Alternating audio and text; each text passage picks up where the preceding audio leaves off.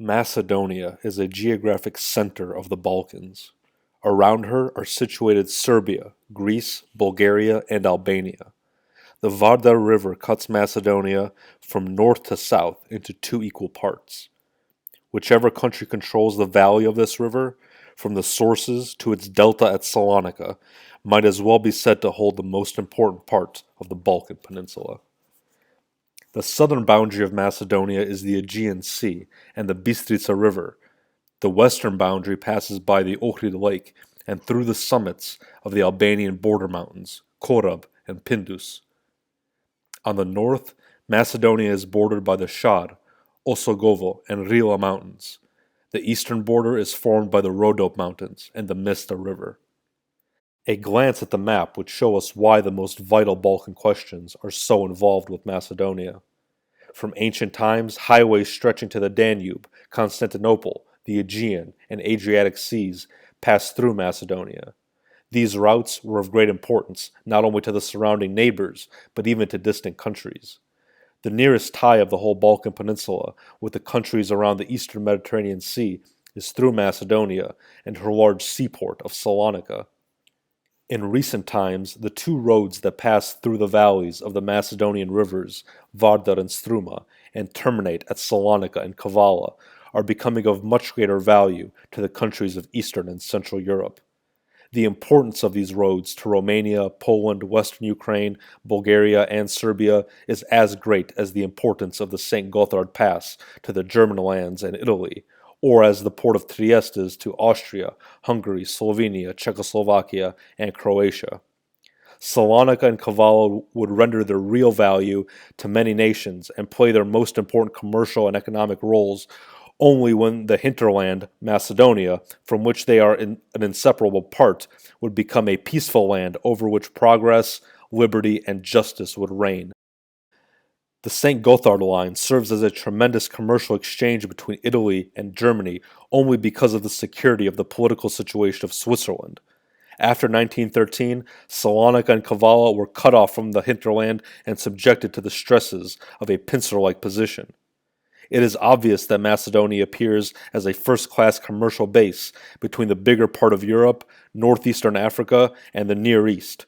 Salonika, the most valuable seaport of southeastern Europe, could reach and even surpass those great commercial seaports in the western Mediterranean, such as Genoa and Marseille. The most maritime country of the Balkans is Greece. From the standpoint of international commerce, the sea has for Greece only a limited importance. As fishermen, seamen, and local merchants, a great number of Greeks derive their livelihoods from the sea. In reverse is the case of Macedonia. The latter's seacoast is of extraordinary importance to millions of people of other nations, as shown above. And from a strategic standpoint, especially with the new development of sea warfare, the importance of Macedonia's seacoast is as great as that of Greece. The nearness of Macedonia to the Dardanelles and to the Suez Canal makes her coastline and harbors strategically important. A fleet of submarines from Macedonian waters would easily blockage Constantinople from the south and also endanger the entrance to the Suez Canal. For penetration towards the Danube from the Mediterranean Sea, Macedonia has greater military importance since her coastlines are farther north than those of Greece. The First World War with the well-known Salonika front was ultimate proof of this. Is it not now easy for one to see why the aspirations of the four Balkan states, Bulgaria, Greece, Serbia, and Albania, meet in Macedonia? There for a long time, English and Russian ambitions have been conflicting. Familiar also are the rivalries of the other great powers in that direction, the former Austria-Hungary, Italy, and to a certain extent Germany. In connection with Macedonia, the world is now witnessing an open conflict of policies between Russia on the one hand and the Anglo-Saxon powers on the other.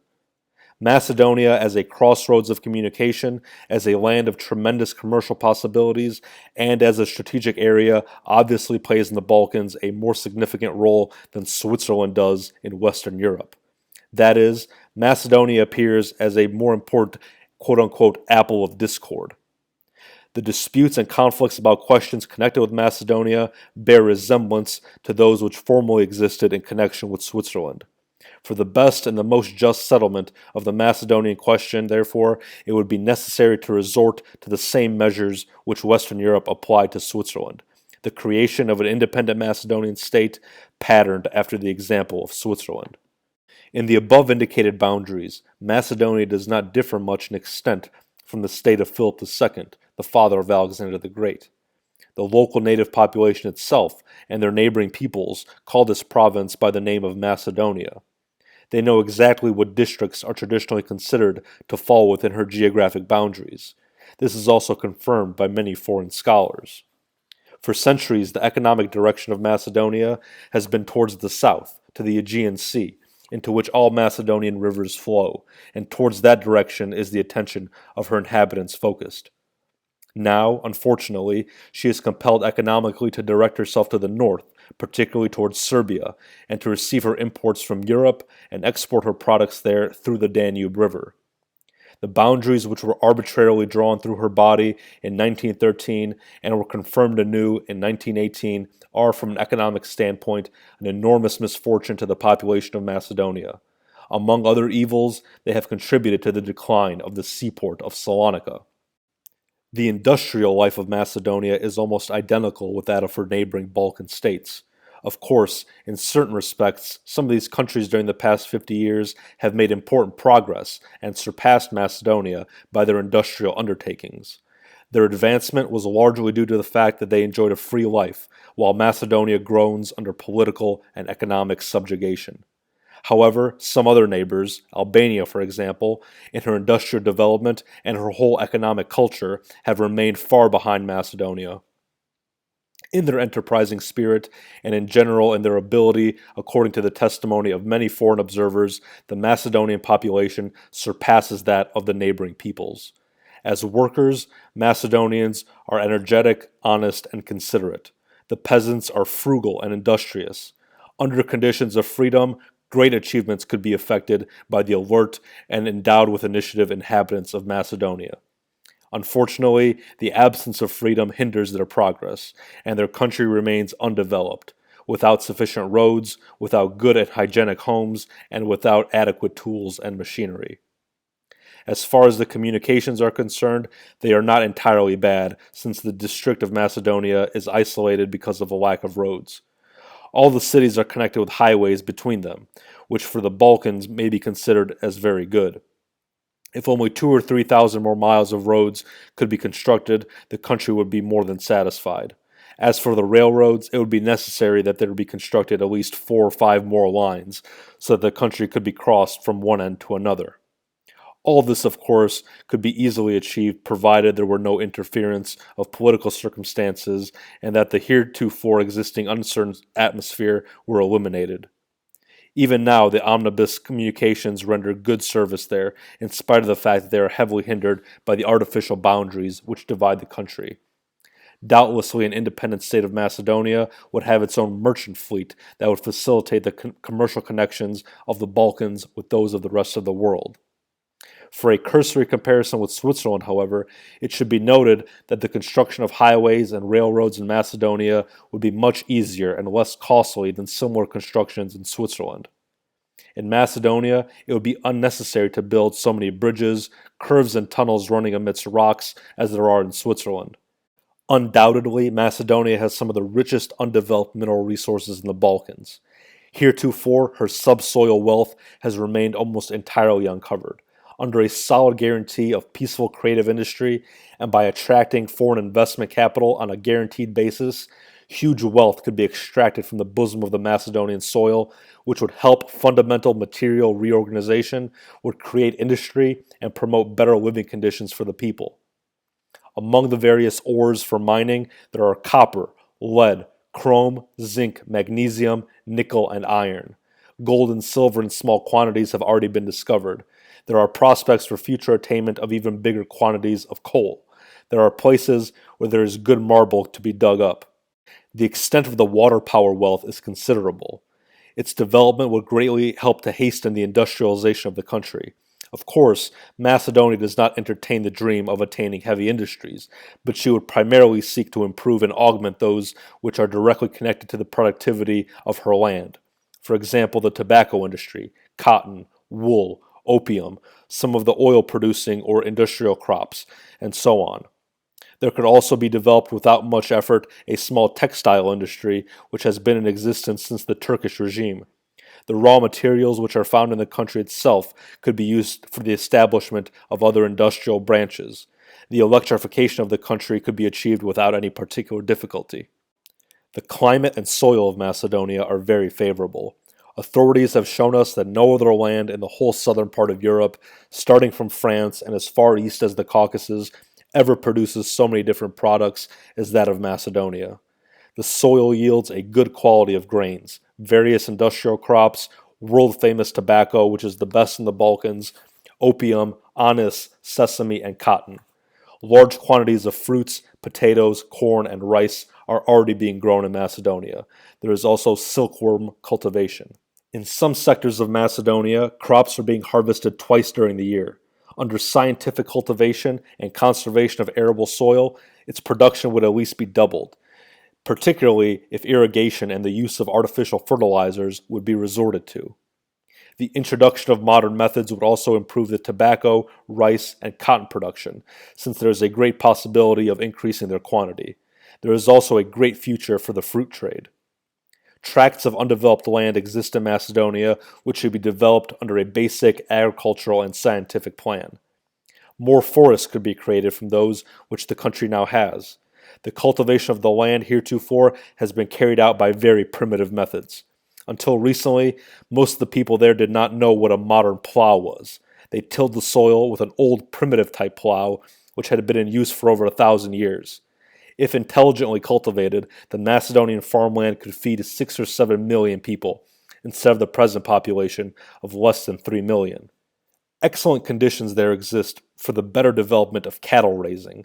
At present, sheep breeding is the most developed, but even that could be increased and modernized so that more cheese and butter could be exported, and there should have been reached long ago a considerable export of preserved meat. In the various Macedonian lakes, even now there is an abundance of fish, and more, of course, in the coastal waters of the Aegean Sea. There could be attained a well-developed fishing industry. There are numerous locations of mineral springs around which could be erected curative and recreational centers for the local population as well as for foreign guests. After Dalmatia, Macedonia is the country in the Balkans which could offer to tourists outstanding and genuine mountainous beauty. The Pirin, Rila, Shar, Korab, and Belasica and other mountains are full of nature's charm, but for the present they still lack good roads and tourist accommodations. At the eastern boundary of Macedonia, in the Dospat forests, there are topographical conditions suitable for the creation of artificial lakes. Several enterprising foreign companies were once interested in such projects. Automobile highways could be constructed along the entire coastline of the country. Macedonia has some of the most beautiful lakes in the Balkans. 2 of them are nearly as large as Lake Geneva. Once a free country, Macedonia could attract many lovers of nature to her beautiful mountains, lakes, Mediterranean coasts, or to Salonika and Aton. Elsewhere above, we have mentioned that under political freedom, Macedonia would develop a large commercial activity by both land and sea. She could export in large quantities to other countries the following products: wheat, hide, wool, cheese, butter, meats, fruits, vegetables, cotton, silk, opium, tobacco, and rice. Even while she was under Turkish regime, she exported many of these products. Commercial ties were had for a long time with countries across the seas, and with Vienna, Leipzig, Venice, Ragusa, Constantinople, Smyrna, and other places. But the former Macedonian commerce would turn pale before that which a free and independent Macedonian state could develop. Let us here make a comparison with Switzerland. It is impossible to compare the industry, which in Switzerland has reached a high degree of development, to Macedonia, where it is still in its infancy. But apart from her industrial advantages, Switzerland is in many respects poorer than Macedonia. Her climate is harsh and severe, while in Macedonia it is very mild. Switzerland is a land enclosed by mountains, while Macedonia is washed by the Mediterranean Sea. Switzerland must depend almost entirely on foreign imports for her needed coal industries, while Macedonia in no respects is so economically dependent on foreign countries. What Switzerland earns serving as a trade route for the neighboring states, Macedonia could make to a much greater extent through her land, river, and sea routes. For the present, sheep breeding in Switzerland is better, but in Macedonia, all the necessary conditions are present to reach Switzerland's level and even to surpass it. Switzerland has more forests, but through a reforestation program, Macedonia could eventually attain comparable production. Not only has Switzerland less territory, but it is less productive. The extent of the arable and cultivated land in Macedonia is much greater and yields comparatively more foodstuffs and other products. Switzerland, like Belgium and Austria, has less agricultural possibilities for self sufficiency. They produce less foodstuffs, yet they have to feed a greater population.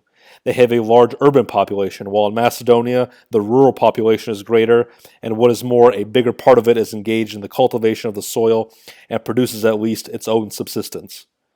While Switzerland is exporting and will no doubt export more industrial products such as machines, Macedonia would export more and more products from her land. The time will come when she will also export industrial products, for in mineral wealth Macedonia is richer than Switzerland. Macedonia is more nearly a geographic whole and capable of becoming an economic whole better than Switzerland. This cursory comparison shows how shallow the allegations are of those interested countries which wish to create the impression that Macedonia, if it were to be an independent state, could not economically exist or be self-sustaining. Such assertions might be true about some other European countries, but not of Macedonia. If an imprisoned Serbia or if a barren and rocky Greece can sustain themselves and exist as independent states, it seems certain that Macedonia, as an independent state, could economically sustain herself much better. She has even rendered considerable help to her above-mentioned neighbors. Macedonia has 25,376 square miles of territory. With such a large volume, she is larger than the following European countries: Belgium, Switzerland, Estonia, Latvia, Albania, Slovakia, and Luxembourg. Until 1912, which was the time she enlarged herself at the expense of Macedonia, Serbia was smaller than Macedonia. Prior to 1912, Serbia's territory was 18,784 square miles. Greece's territory was 24,969 square miles, nearly as large as that of Macedonia. Montenegro, as an independent state, only has 3,733 square miles. Recently, there have been created two Palestinian states, an Arabic and a Jewish, of which the total area is only 10,000 square miles. Some of the above enumerated countries have a larger and others a smaller population than that of Macedonia. In quantity of territory, as well as in population, Macedonia is nearly identical with Ireland. During 1912, the population of Macedonia numbered nearly 2.5 million people. The economic resources in most of the above-mentioned countries are far less than those of Macedonia. None has or enjoys such a valuable geographic situation as Macedonia. All of them now are separate and independent states, although it has been said for all of them that they could not possibly have been independent. Until recently, it was generally argued that even Ireland could not sustain itself as a separate state.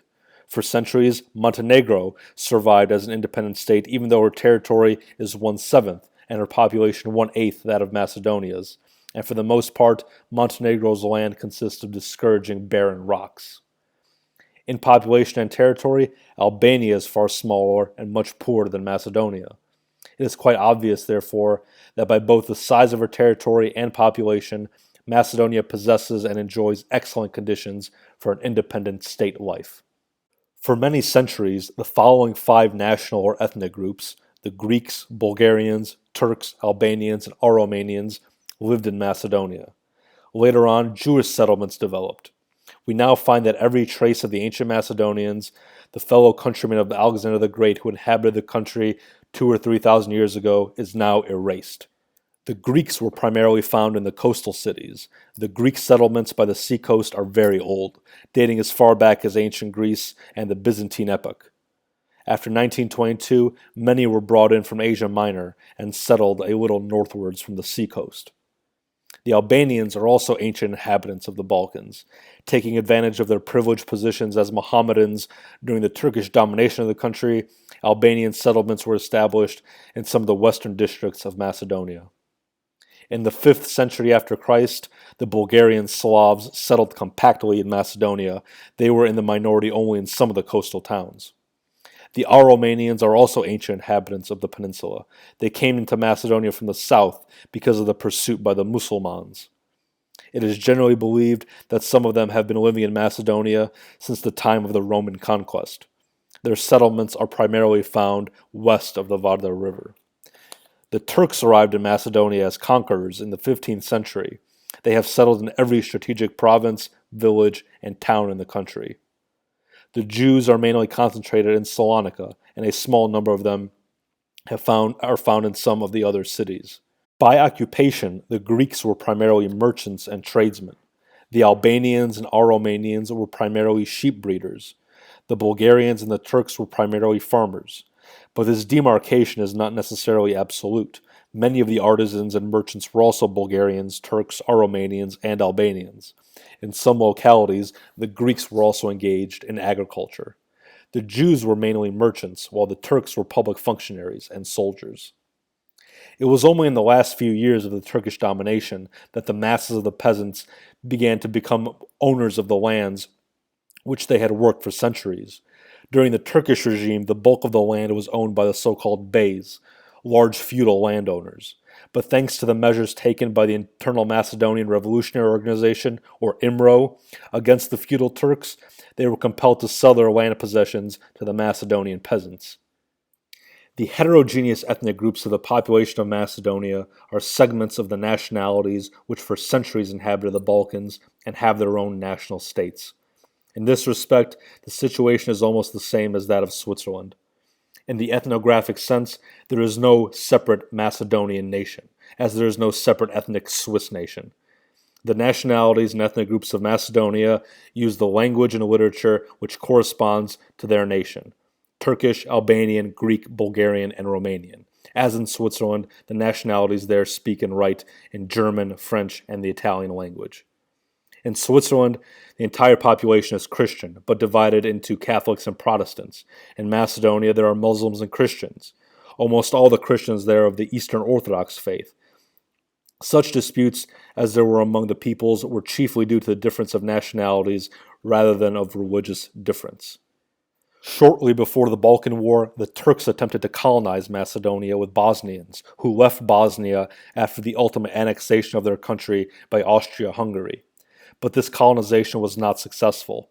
After Turkey's defeat in 1912, practically all the Bosnian settlers fled to Turkey proper. After the First World War, Serbia had also attempted to settle in Macedonia her nationals from the districts which she had acquired from Hungary. This attempt also culminated into a fiasco. Greece, after she was defeated in the war against Turkey in 1922, brought several hundred thousands of her fellow Greeks from Asia Minor. These people were settled in the localities vacated by the Turkish inhabitants in accordance with the Treaty for the Exchange of Populations, and also in places vacated by thousands of Bulgarians expelled by Greek authorities. On the basis of this increase in the number of Greeks in that sector of Macedonia, interested parties endeavored to put forward the idea that an independent Macedonia would be entirely impossible. Such an assertion is, of course, unfounded. Those who point to this never did wish an independent Macedonian state, even when the Greeks were less in numbers.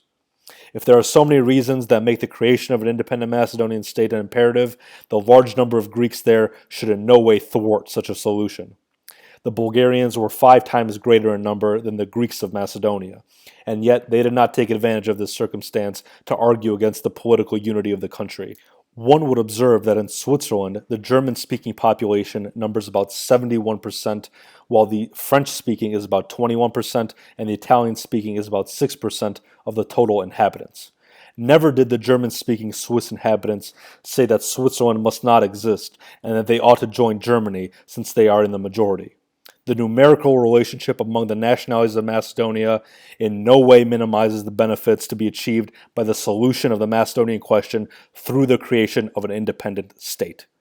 One hears objections to the effect that the main obstacle for the realization of an independent Macedonian state, especially if it ought to be organized on a federal basis, is the fact that there is a mixed population, and that there is in every province inhabitants of 2 or more nationalities.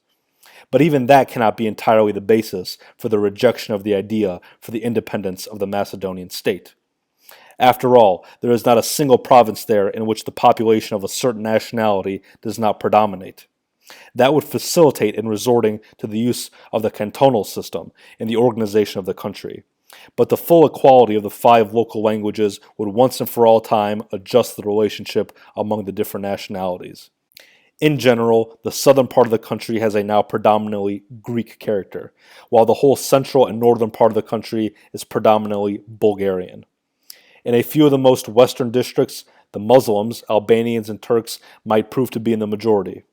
In this manner, the contour of the probable cantons could be sketched, but Macedonia could organize herself excellently without having to resort to the canton system, for which she has no tradition.